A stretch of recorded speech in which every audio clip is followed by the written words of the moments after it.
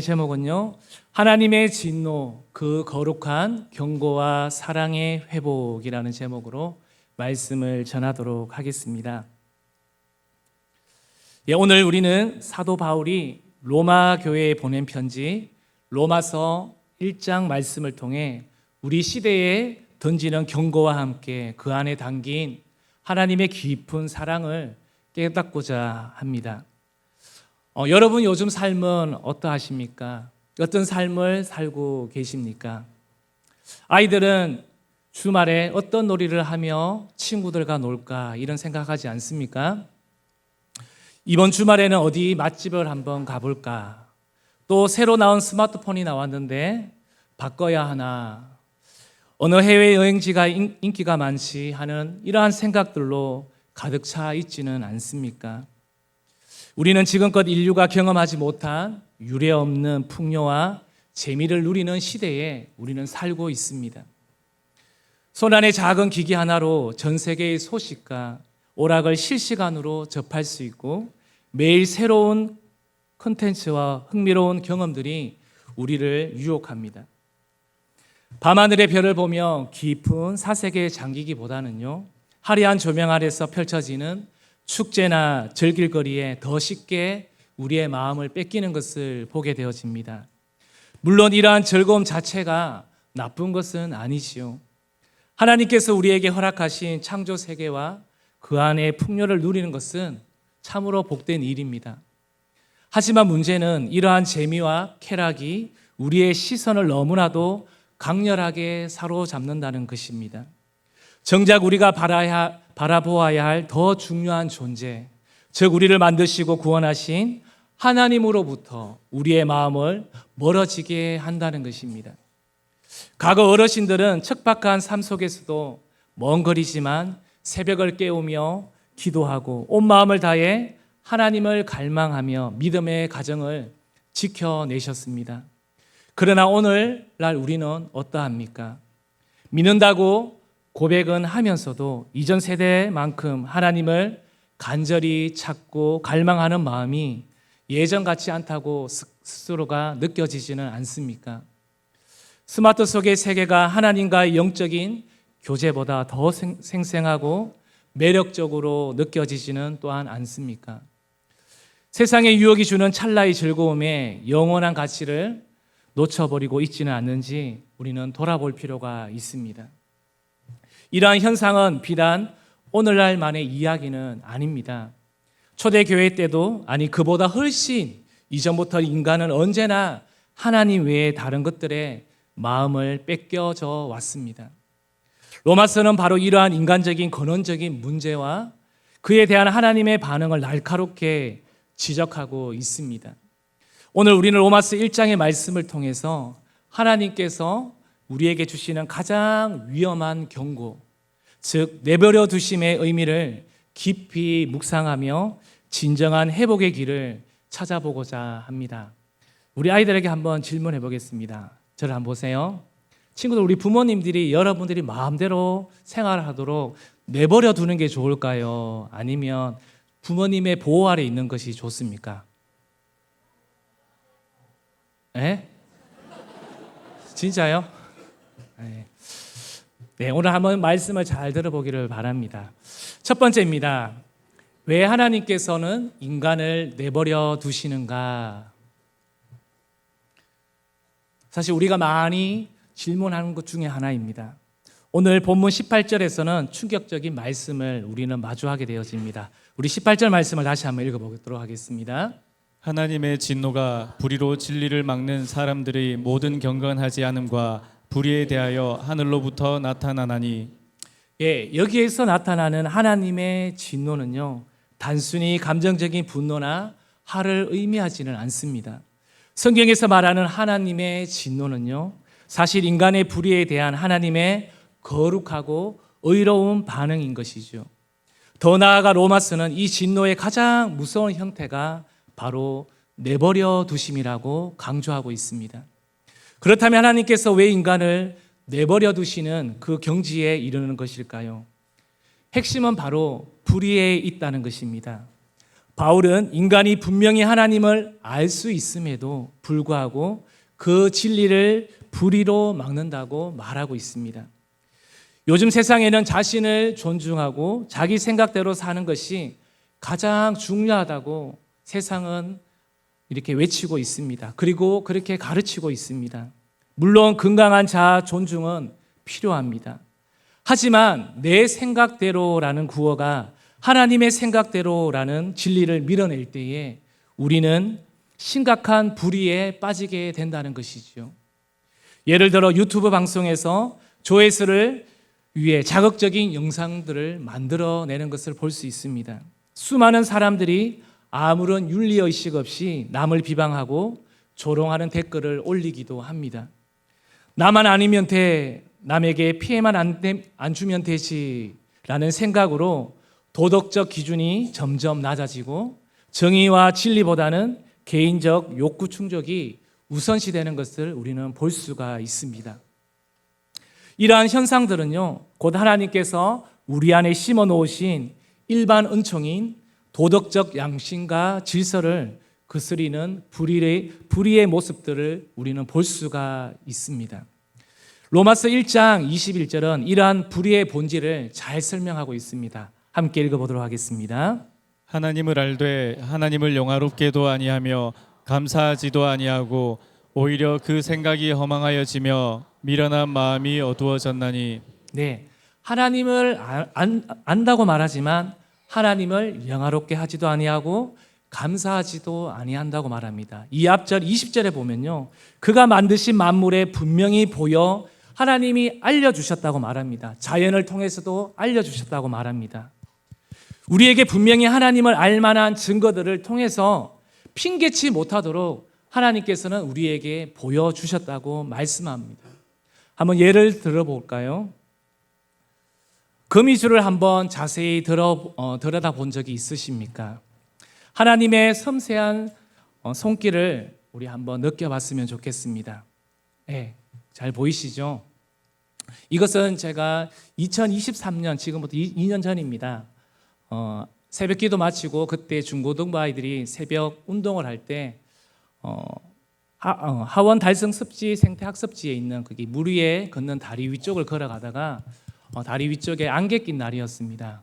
근데 너무 선명하게 이 거미줄이 보이길래 제가 찰칵 찍어놨습니다. 언젠가는 쓰이겠지 하고 찍어놓은 것이 2년 뒤에 이렇게 보여지게 되네요. 네. 정말 경이로웠습니다. 저는 보는 순간. 그러면서 한 올 한 올 가는 실들이 서로 얽혀 설켜 완벽한 대칭과 조화를 이루고 있습니다. 눈에 보이는 듯 많은 듯 가느다란 줄이지만 이 작은 건축물은 얼마나 견고한지요. 마치 아무도 보지 않는 곳에서 세상을 섬세하게 운행하시는 하나님의 섭리와도 같았습니다. 이 작은 거미줄 하나에도 생존을 위한 완벽한 지혜와 놀라운 공학적인 설계가 담겨져 있다는 것입니다. 또한 눈앞에 펼쳐지는 황홀한 저녁 노을을 통해 위로와 평안을 한 번쯤은 우리 성도님들은 경험해 보셨을 것입니다. 그 외에도 우리의 삶 속에는 경험하는 기적 같은 순간들을 통해서 하나님의 존재를 깨닫곤 합니다. 그러나 우리는 너무나도 쉽게 하나님을 영화롭게 하지도 않고 그분이 주신 모든 것에 감사하지도 않습니다. 그 결과 우리의 생각은 허망해지고 우리의 마음은 어두워졌다고 말하고 있습니다. 22절에 보면요, 스스로 지혜 있다 하나 어리석게 되어 하며 오히려 어리석어지는 역설에 빠지게 되는 것을 볼 수가 있습니다. 하나님을 창조주로 인정하지 않고 우리를 만드신 분께 합당한 영광을 돌리지 않는 것, 이것이 바로 모든 불의의 시작이라고 성경은 말하고 있습니다. 하나님께서 인간을 내버려 두시는 이유가 된다는 것이지요. 이것은 마치 자녀가 부모의 존재를 부정하고 부모가 베풀어 준 모든 사랑과 은혜를 무시한 채 자신의 고집대로 살겠다고 선언하는 것과도 같습니다. 부모는 그 자녀를 끝까지 사랑하지만 자녀가 계속해서 거부할 때 결국에는 자녀의 뜻대로 내버려 둘 수밖에 없는 아픔과도 같다는 것입니다. 결국 하나님께서는 인간을 내버려 두시는 진노는 하나님이 인간을 향해 단순히 심술을 부리는 것이 아닙니다. 인간이 스스로 택한 불의의 길을 계속 걷도록 허용하심으로 그 죄의 결과를 스스로 경험하게 하시는 의로운 심판의 한 형태인 것이지요. 이 무서운 진노의 서곡은요, 우리가 하나님을 잊고 살아가는 오늘날의 현실 속에서 더욱 분명하게 울려 퍼지고 있다는 것입니다. 우리는 이러한 하나님의 거룩한 경고를 분명히 깨달아야 합니다. 우리 제자 비전이 만들어진 목적 가운데 하나는요, 여러 많은 이유의 목적이 있습니다. 물론 제자 만드는 가장 큰 목적이 있겠지요. 그러나 어릴 적부터 아이들 안에 심겨질 수 있는 불의의 씨앗으로부터 자녀들을 보호하고 믿음의 길로 인도하는 것임을 저 또한 깊이 공감을 합니다. 우리 삶 속에 뿌리 내리는 불의의 씨앗이란 결국 하나님에 대한 사탄이 주는 의심을 통해 싹트는 것임을 기억하십시오. 이 의심은 우리를 하나님으로부터 멀어지게 합니다. 제약된 길로 이끌 수밖에 없다는 것이죠. 그러므로 우리는 오늘 우리의 삶 속에 혹 불의의 씨앗이 자라나고 있지는 않은지 겸손히 우리는 돌아보아야 할 줄로 믿습니다. 이것이 우리 하나님께로 다시 발걸음을 돌리는 첫 시작이 될 것입니다. 두 번째입니다. 내버려 두심이 초래하는 삶의 파괴입니다. 하나님께서 인간을 불의한 길에 내버려 두실 때 우리의 삶에는 어떠한 현상들이 나타나게 될까요? 로마서는 그 실질적인 증거들을 매우 구체적으로 그리고 오늘날 우리의 모습을 거울처럼 보여주고 있습니다. 바로 내버려 둠의 현상이라 무엇입니까? 성경은 이렇게 말합니다. 정욕, 더러움, 부끄러운 욕심, 상실한 마음이라고 말해주고 있습니다. 오늘날 미디어에 등장하는 수많은 스캔들, 끊임없이 터져나오는 성적인 문란함과 범죄들, 권력을 향한 끝없는 욕심과 이기심, 그리고 돈을 위해서라면 수단과 방법을 가리지 않는 탐욕의 시대상을 한번 우리가 살펴보십시오.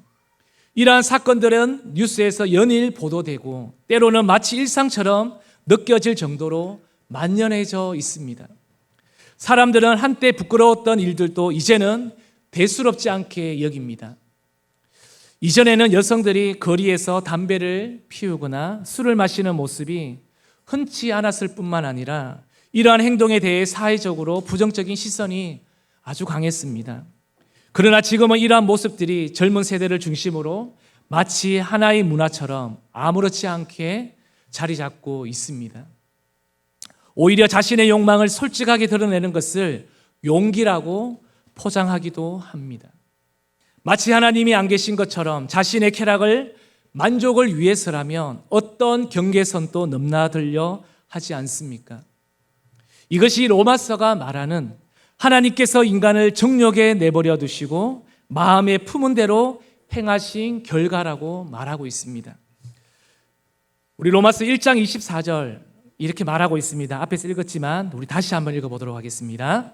그러므로 하나님께서 그들을 마음의 정욕대로 더러움에 내버려 두사 그들의 몸을 서로 욕되게 하게 하셨으니 그 마음의 정욕대로 더러움에 내버려 두사라고 말하고 있죠. 그리고 26, 27절도 한번 읽어보겠습니다.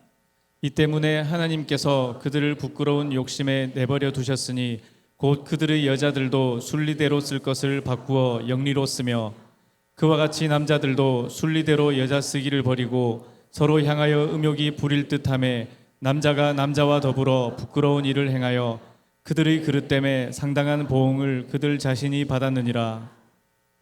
우리가 차마 입으로 말할 수 없는 이 부끄러운 행위들이 이 성경에 적혀져 있습니다. 이 말씀은 단지 특정 행위를 비난하는 것을 넘어서 하나님과의 올바른 관계를 잃어버렸을 때 인간이 얼마나 도덕적 무질서와 자기 파괴적인 길로 치닫게 되는지를 적나라하게 보여주는 본문입니다. 또한 바울이 인간이 28절에는 어떻다고 말하고 있는지 우리 28절도 한번 읽어보겠습니다. 또한 그들이 마음에 하나님 두기를 싫어하며 하나님께서 그들을 그 상실한 마음대로 내버려 두사 합당하지 못한 일을 하게 하셨으니 여기서 상실한 마음, 단순히 도덕적인 문제가 아닙니다. 이성을 잃고 올바른 판단을 내리지 못하는 바로 영적 어두움을 의미하고 있습니다. 마치 나침판에 이른 배가 방향을 잃고 표류하듯 하나님이라는 절대 기준을 잃어버린 인간은 옳고 그름을 분별하게 못하는 것을 말하고 있습니다. 이러한 상실한 마음은 우리 주변의 청소년들에게 더욱더 안타까운 모습으로 나타나기도 합니다. 무차별적인 묻지마 범죄, 친구들 사이에서 벌어지는 잔인한 학교의 폭력, 그리고 그 안에서 아무런 죄의식 없는 행동하는 모습들은 우리에게 깊은 충격을 줍니다. 기성세대가 세운 도덕적 기준이나 법적인 제약은 더 이상의 우리에게 큰 의미를 그 청소년들에게는 주지 않습니다. 심지어 요즘 애들은 무섭다는 탄식까지도 나오지 않습니까? 왜 이런 현상이 이토록 만연해지는 것일까요? 상실한 마음이 불러오는 도덕적 무질서의 극단적인 증거들인 것입니다. 우리는 비단 이러한 젊은 세대의 모습뿐만 아니라 때로는 한 사회의 리더들이 자신들의 뜻대로 법과 질서의 근간마저 자의적으로 흔들려고 할 때에 바로 백성들의 깊은 원성을 사게 된다는 것이지요. 사회적 혼란을 가중시키는 모습에서도 상실한 마음의 적나라한 실체를 목도하고 있지는 않습니까? 이것이 바로 하나님을 두려워하지 않고 하나님의 심판을 깨닫지 못하는 영적 무지한 상태라고 말하고 있습니다. 로마서 1장 29절에서 31절은요, 상실한 마음을 가진 사람들이 보이는 여러 제약들을 나열하고 있는데요. 앞에서 읽었지만 다시 한번 읽어보도록 하겠습니다. 곧 모든 불의, 추악, 탐욕, 악의가 가득한 자요, 시기, 살인, 분쟁, 사기, 악독이 가득한 자요, 수군수군하는 자요, 비방하는 자요, 하나님께서 미워하시는 자요, 능욕하는 자요, 교만한 자요, 자랑하는 자요, 악을 도모하는 자요, 부모를 거역하는 자요, 우매한 자요, 배약하는 자요, 무정한 자요, 무자비한 자라. 예, 벌써 이 본문을 읽을 때 힘이 더 가지 않습니까? 불의, 수악, 탐욕, 악의, 시기, 살인. 이 악센트가 들어갈 때 이미 읽을 때 우리의 어떤 마음이 느껴지지 않습니까? 이 목록들은요, 오늘날 우리 사회에 만연된 제약들과 너무나도 흡사하다는 것입니다. 비단 세상 사람들만의 이야기가 아니라고 저는 봅니다. 우리들 또한 신앙생활의 연륜을 자랑하며 열심을 내다가도 감당하기 어려운 시험과 고난, 우리를 뿌리채 흔드는 사건들이 찾아올 때 우리의 믿음과 본심이 어디를 향하고 있는지 적나라하게 드러나곤 한다는 것이지요. 바로 그때 우리는 본질상 제 아래에 있는 자녀로서 연약한 모습을 우리는 보이기 시작합니다. 다시금 하나님과의 관계를 포기하고 예전에 제약된 습관과 옛 모습으로 돌아가려 하는 유혹을 받지는 않습니까? 이 모든 것은 하나님과의 올바른 관계를 포기했을 때 인간 스스로 초래하는 영적, 도덕적 파국의 모습인 것입니다. 하나님이 나를 내버려 두셨다는 것은 당장 눈앞에 불벼락이 떨어지는 것처럼 느껴지지 않을지는 모르지만 사실상 가장 무서운 형벌인 것입니다.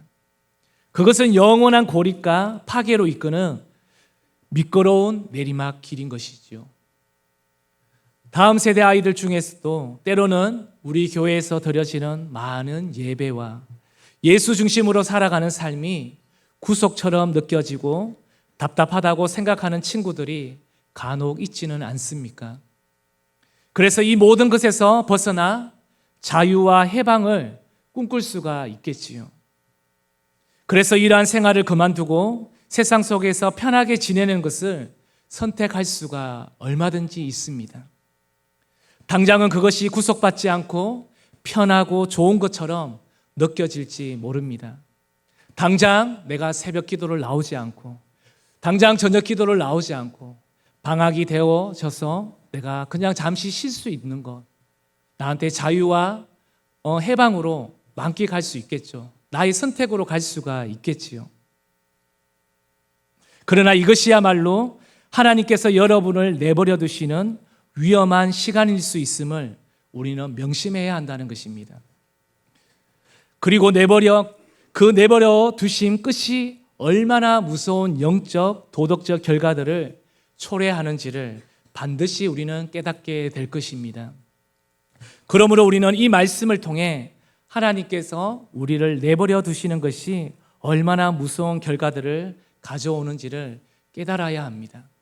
그리고 이것이 단순한 경고가 아닌 우리 모두에게 직면한 엄중한 심판의 시작임을 우리는 알아야 할 것입니다. 세 번째입니다.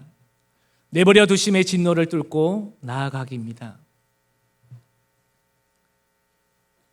앞에서 우리는 하나님께서 인간을 내버려 두시는 진노가 얼마나 두렵고 파괴적인지를 함께 나누었습니다. 로마서 1장은 우리의 불의와 죄악 속에서 파멸해가는 인간의 모습을 철저하게 보여주지만 로마서는 결코 절망으로 끝나지는 않습니다. 사도 바울은 이제 로마서 후반부를 통해 우리가 이 진노의 상태에서 벗어나 어떻게 하나님의 사랑과 은혜 안으로 돌아올 수 있을지 그 회복의 길을 제시하고 있습니다. 하나님은 우리가 영원히 멸망하기를 원치 않으십니다. 믿으십니까? 그래서 예수 그리스도를 통해 구원의 길을 열어주셨고 여전히 우리에게 돌아오라고 손짓을 보내고 계십니다. 그렇다면 우리가 하나님의 내버려 두심이라는 진노를 뚫고 다시 그분과의 올바른 관계로 나아가기 위해서는 우리는 어떻게 해야 할까요? 로마서 12장 1절 2절 말씀을 통해 그 회복의 세 가지 핵심적인 방법을 마지막으로 제시하고자 합니다. 첫 번째입니다. 우리의 몸을 하나님이 기뻐하시는 거룩한 산제물로 드리십시오. 네, 로마서 12장 1절 말씀입니다. 그러므로 형제들아 내가 하나님의 모든 자비하심으로 너희를 권하노니 너희 몸을 하나님이 기뻐하시는 거룩한 산제물로 드리라. 이는 너희가 드릴 영적 예배니라. 구약 시대에는요 짐승을 잡아 피를 흘리는 제사를 드렸지만 신약 시대에는 예수님께서 완전한 제물이 되셨습니다. 이제 우리는 우리의 몸을 산제물로 드려야 합니다. 여기서 몸은 단순히 육체를 넘어 우리의 삶 전체, 우리의 시간, 재능, 재정, 그리고 우리의 의식까지도 포함하는 개념인 것입니다. 우리는 스마트폰과 세상의 유혹에 빼앗겼던 우리의 눈, 귀, 손발을 다시 하나님을 위해 사용되어져야 합니다. 무의미하게 SNS를 탐닉했던 시간을요, 우리는 다시 한번 말씀 묵상과 기도의 시간으로 바꿔야 합니다. 돈을 쾌락을 위해 쓰기보다 하나님의 나라와 이웃을 위해 사용해야 합니다. 이는 거룩한 삶의 실천이며 진정 하나님께서 기뻐하시는 영적 예배입니다. 이렇게 우리 몸을 하나님께 드릴 때에 우리는 더 이상 세상의 정욕과 상실한 마음에 끌리지 않고 하나님 안에서 온전한 삶을 회복할 수가 있습니다. 두 번째입니다. 이 세대를 본받지 마십시오. 로마서 12장 2절 상반절에 너희는 이 세대를 본받지 말라고 말하고 있습니다. 이 세대는요 하나님의 진리를 거부하고 불의에 갇힌 세상의 가치관과 문화를 의미합니다. 쾌락주의, 물질 만능주의, 그리고 포스트 모더니즘, 자기중심주의 등은 오늘날 세상을 지배하는 강력한 흐름입니다.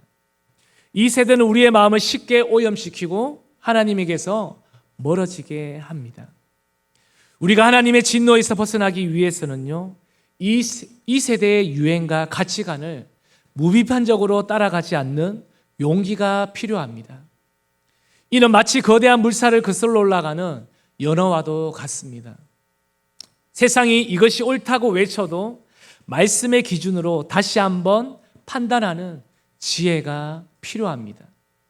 단순히 세상을 등지는 것이 아니라 세상 속에서 그리스도인으로서 정체성을 굳건히 지키며 다른 가치관으로 살아가는 것이 오늘 이 시대에 더욱더 필요합니다.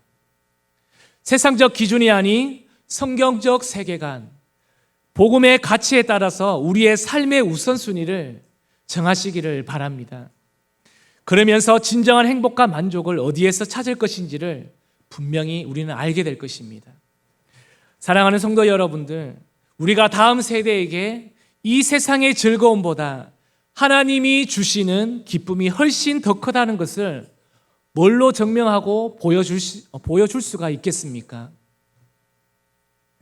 가장 명확하고 강력하게 보여줄 수 있는 통로는요, 바로 지금 이 시간에 드려지는 이 예배라는 것입니다. 아멘입니까? 그래서 우리는 이 예배, 한 번에 드려지는 이 예배에 우리의 목숨을 다해, 우리의 생명을 다해 우리가 깨어서 예배를 드려야 하는 것입니다. 우리가 지금 이 자리에서 마음을 다해 드리는 이 예배야말로 우리의 믿음을 다음 세대에게 계승하는 거룩한 장이 될 것입니다. 또한 어떤 세상의 유혹에도 빼앗기지 않는 굳건한 믿음을 우리 몸으로 몸소 보여줄 수 있는 가장 귀한 시간이 되어야 될 줄로 믿습니다. 세 번째입니다. 하나님의 선하시고 기뻐하시고 온전한 뜻을 분별하십시오. 2절 하반절입니다. 금방 읽었던 하나님의 선하시고 기뻐하시고 온전한 뜻이 무엇인지 분별하도록 하라고 사도 바울은 권면하고 있습니다. 마음을 새롭게 함은 단순히 긍정적인 생각을 내가 갖는다, 올바른 생각을 갖는다를 뛰어넘어서요, 하나님의 말씀으로 우리의 생각과 우리의 가치관들을 지속적으로 재해석하는 것을 의미합니다. 하나님을 내버려 두는 상실한 마음은 옳고 그름을 분별하지 못하는 어두운 마음입니다. 그러나 우리가 마음을 새롭게 할 때 우리는 혼란스러운 세상 속에서 무엇이 하나님의 뜻인지, 무엇이 우리에게 진정으로 유익하고 온전한 것인지를 깨달을 수 있는 것입니다. 이는 마치 어두운 터널 속에서 한 줄기의 빛을 따라 출구를 찾아가는 것과 같습니다. 하나님의 말씀은 우리의 삶을 밝히는 빛입니다.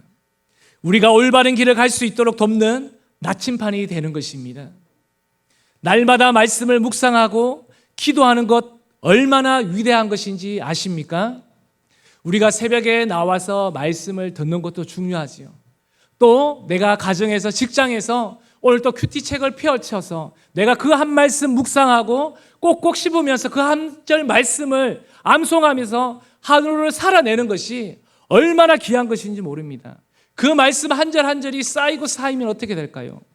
내가 위기를 닥쳤을 때, 내가 환난을 닥쳤을 때 이겨낼 수 있는 힘과 능력이 나타난다는 것입니다.